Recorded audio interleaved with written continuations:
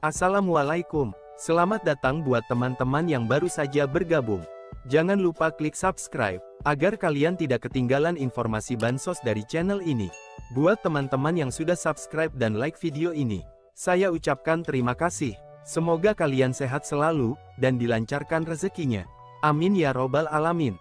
Kenapa DTSN yang sudah selesai belum bisa kita pergunakan? Sekali lagi saya sampaikan bahwa kita masih memerlukan uji petik, kita masih memerlukan koordinasi sekali lagi dengan pemerintah kabupaten kota untuk memastikan data terbaru kita ini terus sesuai dengan situasi dan kondisi di lapangan.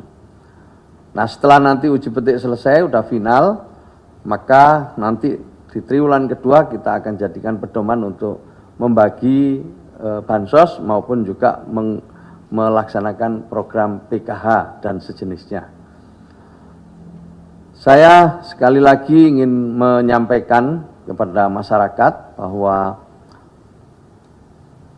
harap maklum apabila pada kesempatan yang akan datang pada hari ini atau pada triwulan pertama ini mendapatkan bantuan, nanti kalau di triwulan kedua kemudian bisa jadi tidak mendapatkan bantuan.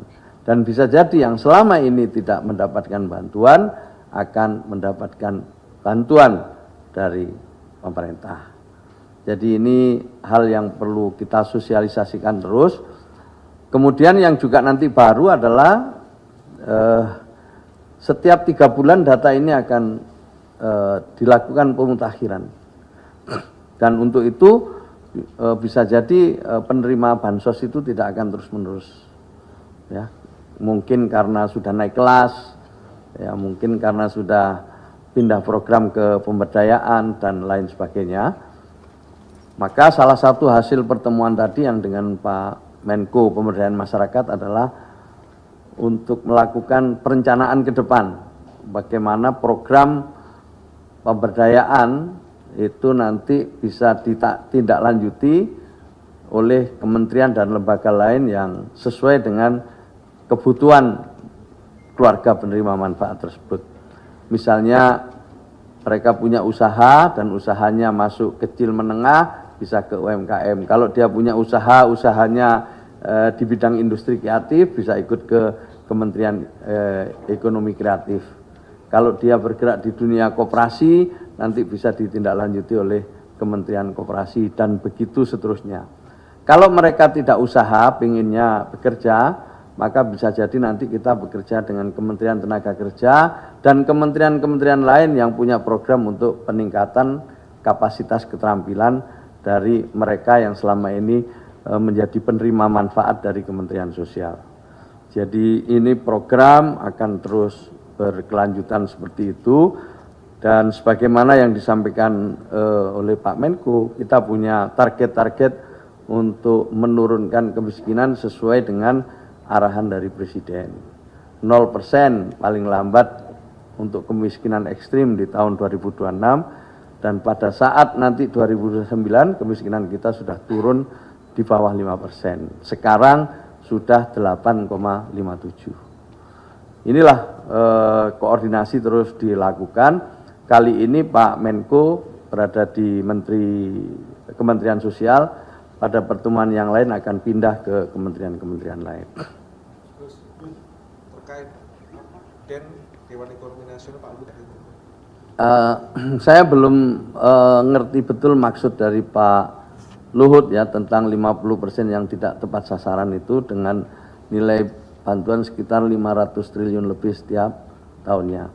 Yang berada di Kementerian Sosial sebagaimana yang diketahui adalah 79 triliun. Itu pun sudah dengan operasional. Jadi sekitar yang langsung cash transfer itu 70 berapa kita cash transfernya itu bantuan untuk bansos sama PKH itu 75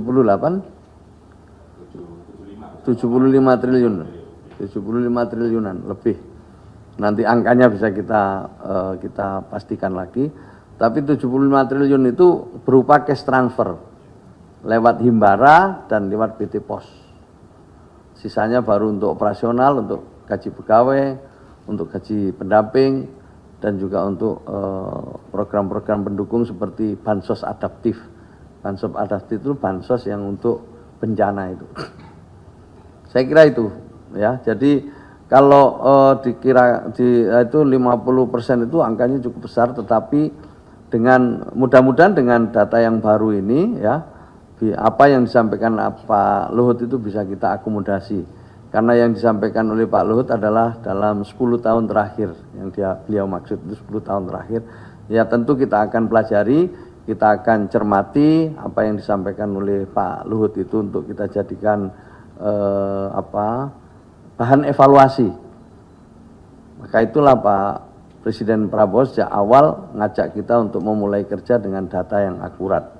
Nah, apa yang dikerjakan selama 3 bulan terakhir ini adalah dalam usaha untuk memperoleh data yang lebih akurat. Itu ya, jadi kita buat begitu, jadi kita akan pelajari. Masukan-masukan yang baik akan terus kita jadikan bahan evaluasi untuk memperbaiki pensasaran ke depan ya. Maka itu kita akan coba 3 bulan, dan kita sudah sepakat dengan BPS ya, setiap 3 bulan kita lakukan pemutakhiran, dicek lagi, setiap 3 bulan kita lakukan evaluasi, kita lakukan pemutakhiran lagi, kita cek lagi, sehingga bisa jadi nanti penerima manfaat atau keluarga penerima manfaat bisa tidak mendapatkan lagi pada triwulan-triwulan berikutnya.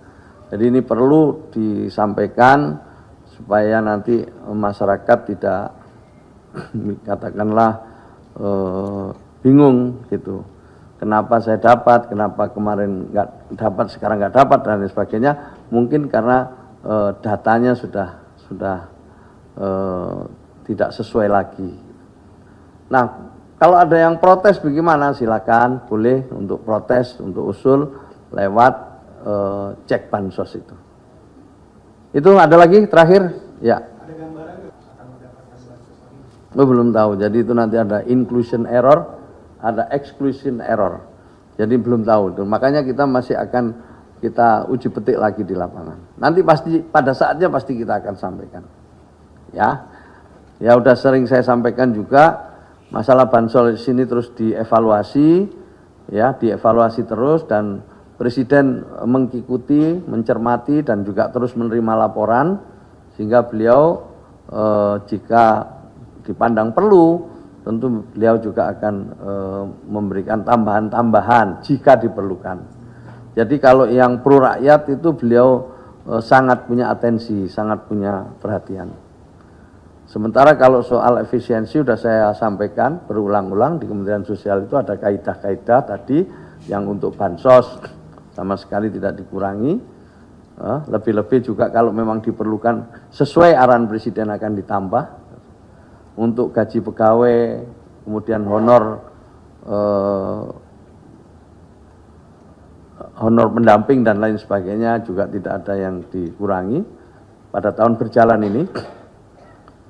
Ya, efisiensi kita lakukan sesuai arahan dari Presiden dan kita harapkan ya dengan adanya efisiensi ini semua jajaran Kementerian Sosial untuk mau menyesuaikan, mau beradaptasi, mau melakukan upaya-upaya untuk